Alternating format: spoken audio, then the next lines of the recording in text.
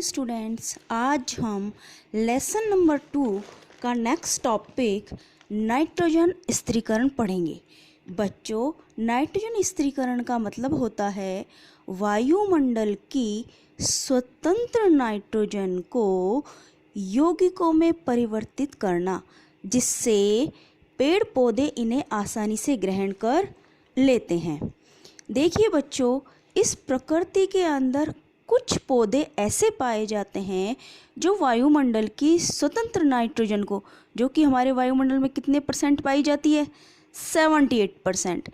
जो 78% वायुमंडल में नाइट्रोजन पाई जाती है, इसमें से भी वो ग्रहण करने में असमर्थ होते हैं। इस क्रिया में इनकी हेल्प करते हैं कुछ लेग्यूम पौधे होते हैं, इनमें ये कैपेसिटी नहीं होती है। तो कुछ जीवाणु पाए जाते हैं, जैसे कि राइजोबियम। ये राइजोबियम जीवाणु बच्चों क्या करता है, वायुमंडल की स्वतंत्र नाइट्रोजन को ग्रहण कर इन पौधों को प्राप्त कराता है, जिससे ये दलहन जाति के पौधे आसानी से इस नाइट्रोजन को ग्रहण कर लेते हैं और पौधों को उपलब्ध करवा देते हैं। देखिए, राइजोबियम जीवाणु लेग्यूम पौधे कौन से होते हैं, दलहन जाति के, में नाइट्रोजन स्थिरीकरण में सहायक होते हैं।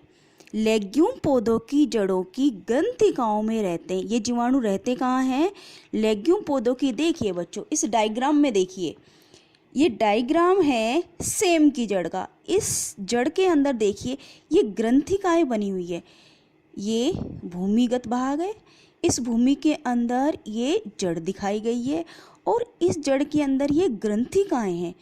इन ग्रंथिकाओं के अंदर राइजोबियम जीवाणु पाया जाता है, जो कि वायुमंडल से नाइट्रोजन ले लेता है और इस नाइट्रोजन को ग्रहण कर लेग्यूम पौधों को उपलब्ध करवा देता है, जिससे ये पौधे इसे आसानी से ग्रहण कर लेते हैं।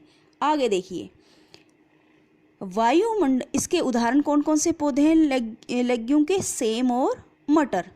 वायुमंडल में नाइट्रोजन की मात्रा स्थिर रहती है। कितनी रहती है, 70%।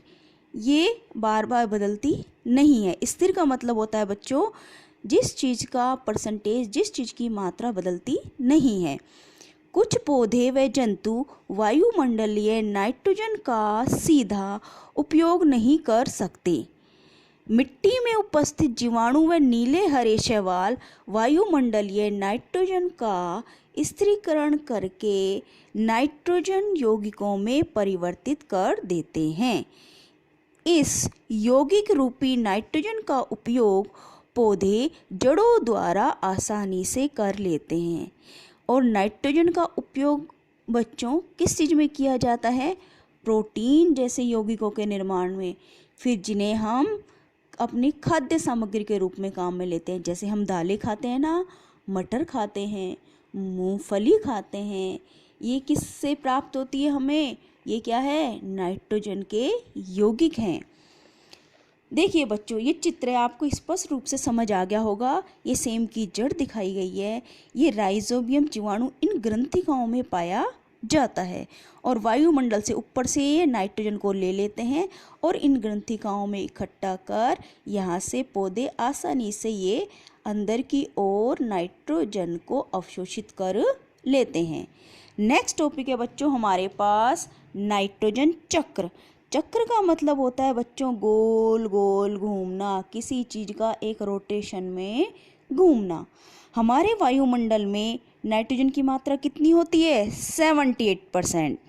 नाइट्रोजन सभी सजीवों का एक आवश्यक संघटक है, जो प्रोटीन, पर्णहरित, न्यूक्लिक अम्ल एवं विटामिन में उपस्थित होता है। किस किस में उपस्थित होता है, प्रोटीन, पर्णहरित, प्रोटीन का उपयोग हम करते हैं। पर्णहरित किस में होता है, पत्तियों में, पेड़ पौधों की पत्तियों में, और पत्तियों को क्या कहते हैं हम, किचन ऑफ प्लांट। न्यूक्लिक अम्ल के निर्माण में और विटामिन में उपस्थित होता है। अब देखिए, हम जानते हैं कि कुछ जीवाणु नीले हरे शैवाल वायुमंडलीय नाइट्रोजन का स्थिरीकरण यौगिक में बदल देते हैं।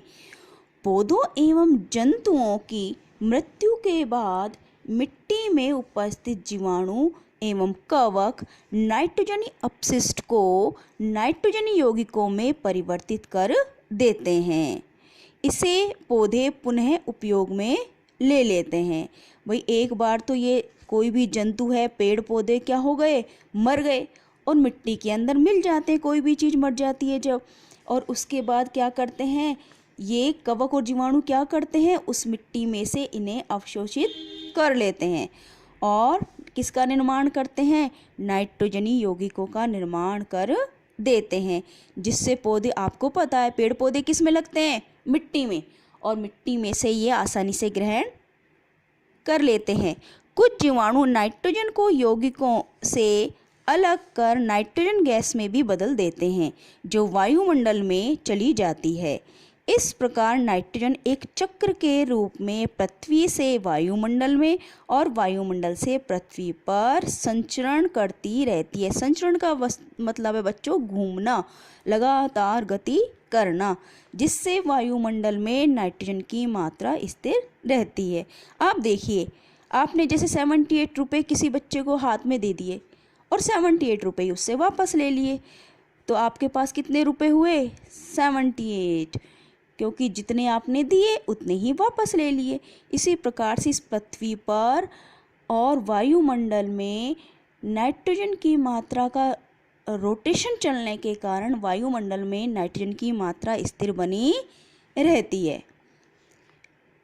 बच्चों, इस टॉपिक को आप ध्यान से पढ़िए और इसमें कोई प्रॉब्लम हो तो मुझे बताना।